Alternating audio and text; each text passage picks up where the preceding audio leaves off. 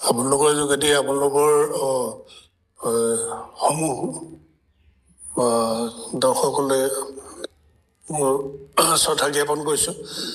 আজিৰ দিনটোত আপোনালোকে আমি জানিব পৰাত এই বিষয়টো লৈ পিনে বিশেষকৈ ম্যানমাৰত আলফা স্বাধীনৰ শিবিৰত আক্ৰমণ কৰাৰ বিষয়টো লৈ পিনে বাতৰি কাগজ বা ফেচবুক হোৱাটছআপ বা ফোনাফোনি হৈছে, আমি সেইটো গম পাইছোঁ। সেই যোগেদিহে গম পাইছোঁ, বেলেগে আমাক কোনোৱে জনোৱা নাই। সেইটো সম্পৰ্কত মই ক'ব নোৱাৰোঁ। বিশেষভাৱে বিষয়টো ৰহস্যজনক হয়েই।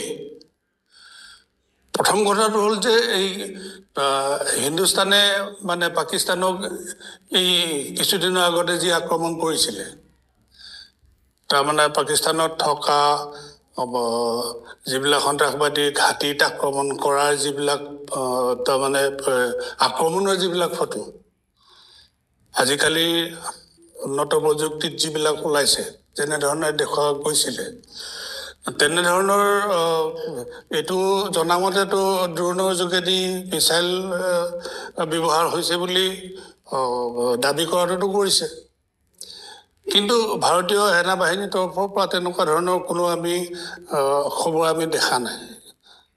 সেইকাৰণে প্ৰত্যক্ষভাৱে দুখ লগা খবৰ হ'বই, যিহেতু নেকি অসম সন্তানবিলাক অকালতে মৃত্যুবৰণ কৰাৰ খবৰ আহিছে। এইবিলাক খবৰে চবকে দুখ দিব। আমাৰ গাঁৱে ভূঞে থকা যিসকলৰ সন্তানসকল এতিয়াও তাত আছে, আলফা স্বাধীনৰ লগত আছে, তেওঁলোকৰ যিমানবিলাক আত্মীয় স্বজন আছে, তেওঁলোকৰ অন্তৰত আঘাত লাগিবই। আৰু হয় নহয় এই কথাটো স্পষ্ট হ'বৰ কাৰণে আমাৰ দিনতো হৈছিলে। আমাক বহুতবাৰ মৰিছোঁ বুলি খবৰ ওলাইছে, ঘৰত তিলনীমলা শ্ৰাদ্ধ কৰাৰ কথা সিমানটো পৰ্যায়লৈকে আগবাঢ়িছিলে। মোৰ ব্যক্তিগতভাৱে তেনেকুৱা প্ৰায় 6-7 বাৰ হৈছে, তেনেকুৱা খবৰ ওলাইছিল। কিমান উদ্বিগ্ন হয় কথাখিনিতো আমি জানোৱেই। সেইকাৰণে এইটো গোটেই কথাটো স্পষ্ট কোনোৱে কৰা নাই, কাৰো পৰা জনা নাই। সেইটো কাৰণতে স্পষ্ট নোহোৱাকৈ বহুত বেছি কিবা ক'ব লগা মানে থাকে বুলি মই নাভাবোঁ।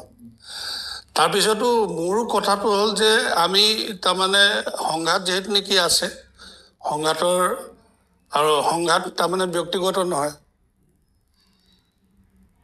পৰেশ বৰুৱাই ব্যক্তিগত কাৰণত বন্দুক ধৰি পিনি থকাই নাই। আলফা স্বাধীনৰ ব্যক্তিগত কাৰণত ধৰি থকা নাই, অসমৰ কাৰণত আছে। অসমৰ মানুহে মানে নেমানে সুকীয়া কথা এইটো, বা ভাৰতীয় ৰাষ্ট্ৰ ব্যৱস্থাটোৱে তাক কেনেধৰণে গ্ৰহণ কৰে সেইটো সুকীয়া কথা। কিন্তু পৰেশ বৰুৱাৰ নিজৰ যিটো আত্মবিশ্বাস দৃঢ়তা যিটো আছে, সেইটো মতে তেওঁ অসমৰ কাৰণে কৰিছে। এতিয়া যিহেতু নেকি অসম ভাৰত সংঘাতৰ কথাটো আমিয়ে কোৱা, অসম ভাৰত সংঘাতটোৰ যিটো ৰাজনৈতিক সমাধান, শান্তিপূৰ্ণ ৰাজনৈতিক সমাধানৰ আমি পক্ষৰ মানুহ। আলফা আছিলে আৰম্ভণিৰ পৰাই শান্তিপূৰ্ণ ৰাজনৈতিক সমাধানৰ ক্ষেত্ৰত আছিলে, আমি বিচাৰি আছিলোঁ। এতিয়াও আমি আলোচনা কৰিলোঁ, আলোচনা কৰি চুক্তি কৰিছোঁ। চুক্তি কিমান ৰূপায়ণ হৈছে, কি কথা, সেইখিনিয়ে নিৰ্ণয় কৰিব মানে সমাধানটোৰ নিষ্পত্তিটো কিমান হৈছে। এতিয়ালৈকে আজি 13 বছৰ হৈ গৈছে। চুক্তি ৰূপায়ণৰ ক্ষেত্ৰত কিমান দূৰ আগবাঢ়িছে ৰাইজে জানে। আলফা সংগ্ৰাম মানে মানুহে যেনেকৈ ভাবে, এতিয়া সাধাৰণ মানুহে যেনেকৈ ভাবে আমি তেনেকৈ নাভাবোঁ। আমি তেনেকৈ নাভাবোঁৱেই। সেইটো কাৰণে আমি নভবাৰ কাৰণটো হ'ল যে আমি যদি সুদীৰ্ঘদিন এই সশস্ত্ৰ সংগ্ৰামত ব্ৰতী নাথাকিলোহেঁতেন, নিজে নাথাকিলোহেঁতেন, তেতিয়াহ'লে বেলেগ ধৰণে ভাবিলোহেঁতেন। যেনেকৈ আমি থাকোঁ, আমি জানো যে ইয়াতে প্ৰভাৱ পেলাব নহয়, ধ্বংস কৰাটো তাৰমানে অসমত যিদিনাখনলৈকে অসম ভাৰত যিটো সংঘাত, অসম ভাৰত সংঘাতটোৰ নিষ্পত্তি, এতিয়াতো আমি চুক্তি কৰিছোঁ, নিষ্পত্তিটো এতিয়াও হোৱা নাই। নিষ্পত্তি যিদিনাখনলৈকে নহ'ব, বেলেগ বেলেগ ৰূপত সংগ্ৰাম থাকিবই, নতুন নতুন আলফা জন্ম হৈ থাকিব। এইটো বেলেগ ধৰণে ভাবি একো লাভ নাই। প্ৰতিবাদ বেলেগ বেলেগ ধৰণৰ প্ৰতিবাদ হ'ব, নাম নাথাকিব পাৰে আলফা বুলি, কিন্তু এই ৰাষ্ট্ৰীয় সংঘাতটোৱে তাৰমানে ৰাজনৈতিক সংঘাতটোৱে প্ৰতিবাদৰ বেলেগ বেলেগ ৰূপ জন্ম দিয়ে থাকিব।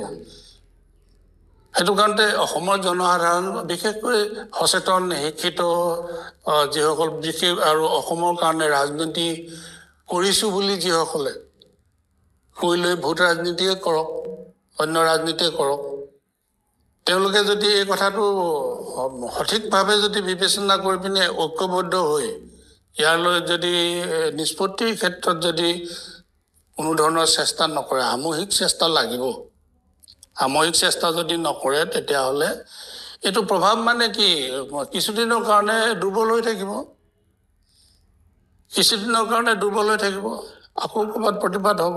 মানুহে নিৰ্যাতন কিমান ভুগি থাকিব, মানুহে ঠগ প্ৰবঞ্চনা মানে কিমান দিন ভুগি থাকিব, তাতোতকৈ মানুহে অৱদমিত হৈ পিনি কিমান দিন থাকিব পৃথিৱীত, এইটোতো সম্ভৱ হোৱা নাই।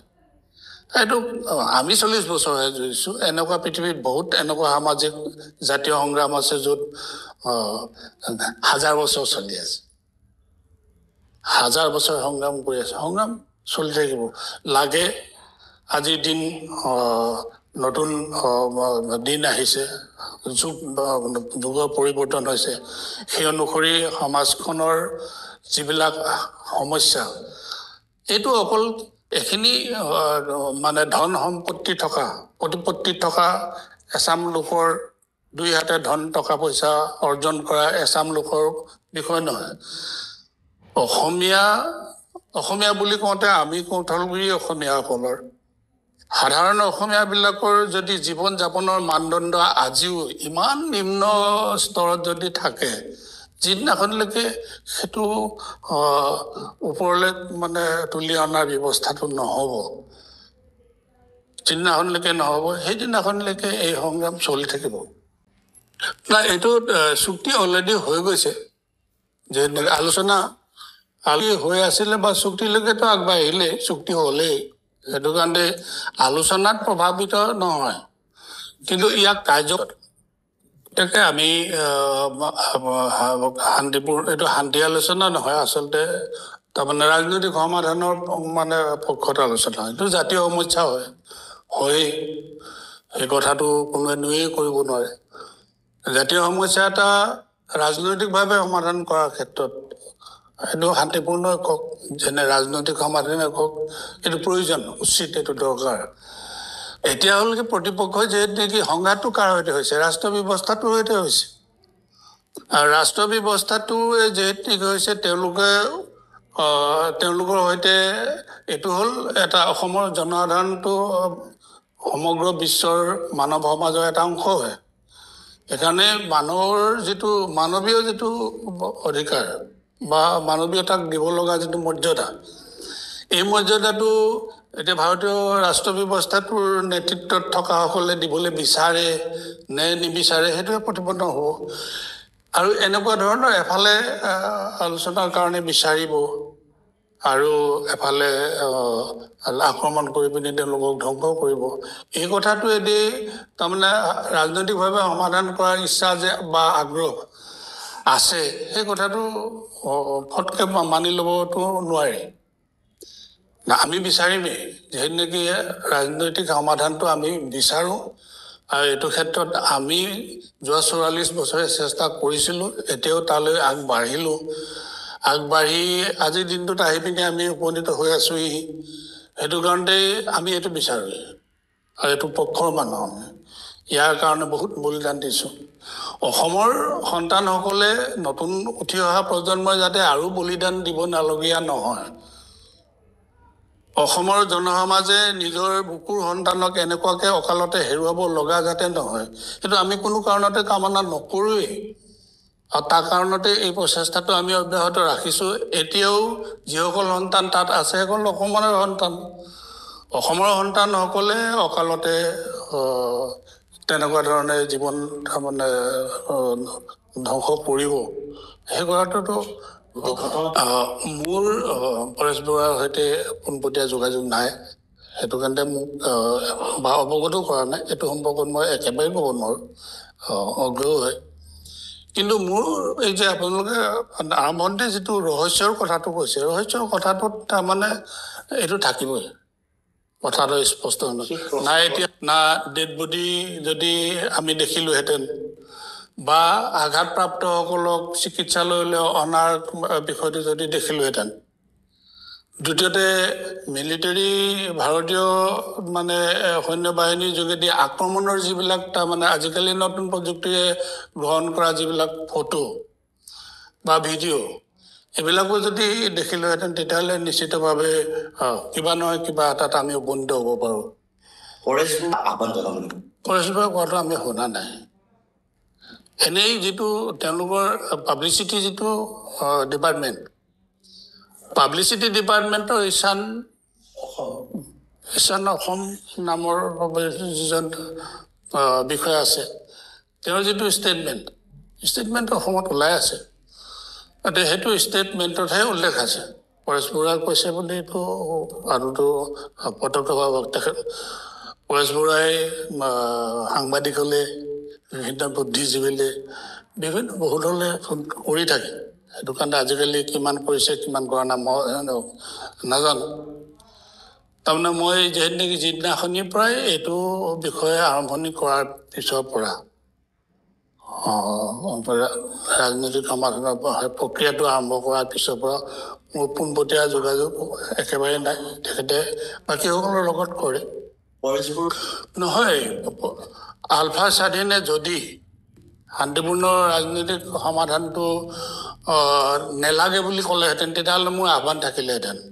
নেকি তেখেতে যথেষ্টখিনি মানে আগবাঢ়িছিলে, চেষ্টা কৰিছিলে, বিচাৰিছে বা এইটো তেখেতসকলৰ আগ্ৰহটো প্ৰকাশ কৰিছিলে।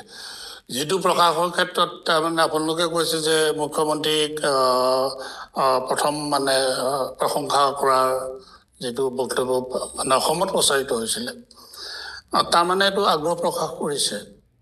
আৰু আগ্ৰহ প্ৰকাশ নকৰাহেঁতেন ক'ব লগা থাকিলেহেঁতেন, হয় আমাৰ সৈতে একেলগে ৰাজনৈতিক সমাধানত অংশ ল'ব নোৱাৰিলে, আমিও লোৱাব নোৱাৰিলোঁ, সেইটো এটা অধ্যায়। কিন্তু এতিয়া হ'ল কি যে তেওঁ নেকি এইটোত আগ্ৰহ প্ৰকাশ কৰি থৈ দিছে। ইয়াৰ পিছত আচলতে এইটো ৰাষ্ট্ৰ ব্যৱস্থাটোক জনাব লগা আহ্বান যে তেখেতসকলে সামৰিক সমাধানতকৈ ৰাজনৈতিক সমাধানৰ ব্যৱস্থাটোত চেষ্টাটো কৰিব লাগে।